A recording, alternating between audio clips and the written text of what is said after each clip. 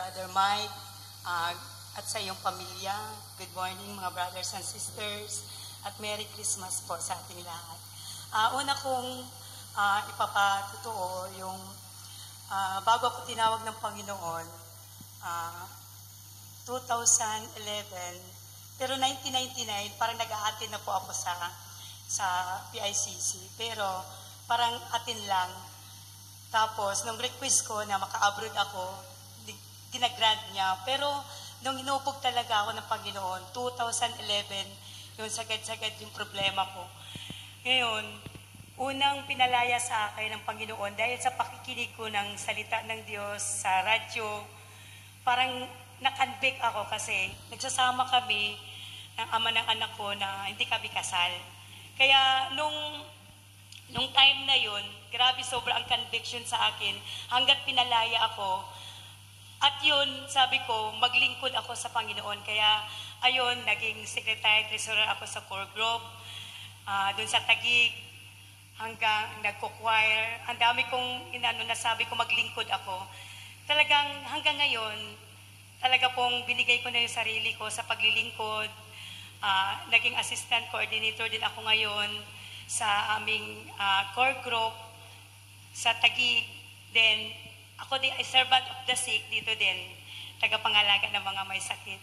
Kaya nagpapasalamat ako sa Panginoon dahil ang daming pagpapala, maraming pagsubok, lalo na nung last year, bago tayo mag-Christmas party, yung pinapagawa tayo ng parol. Hindi ko mabuo-buo yung parol dahil yung papa ko, nandun na siya sa hospital noon. Habang ginagawa ko yung parol, ang request ko, na maaakay ko yung aking mga mahal sa buhay, na maakay ko dito sa Ambel. Iba yung ng Lord eh. Nung natapos ko yung parol, yun pala, kinuha yung papa ko, namatay naman yung papa ko.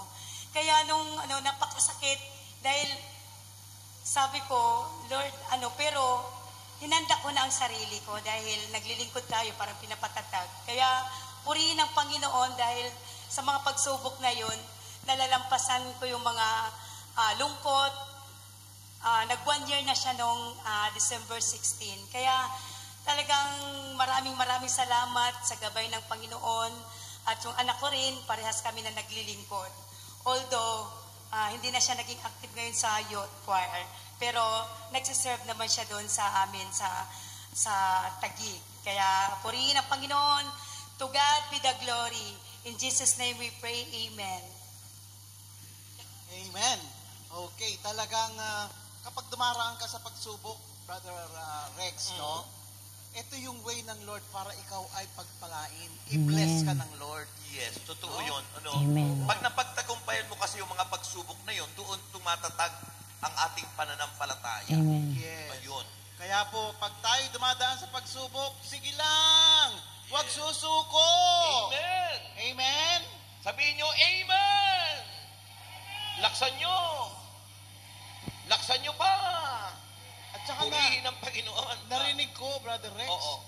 kasi lingkod na siya, O tapos? pero hindi pala sila kasal.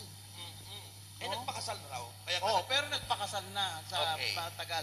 Pero dapat pala, pag ikaw ay gusto mo maglingkod, kailangan ayusin mo muna yung sarili mo. Totoo yun. Nasa 10 points guideline ng ating ministry sa mga servant of God. Oo.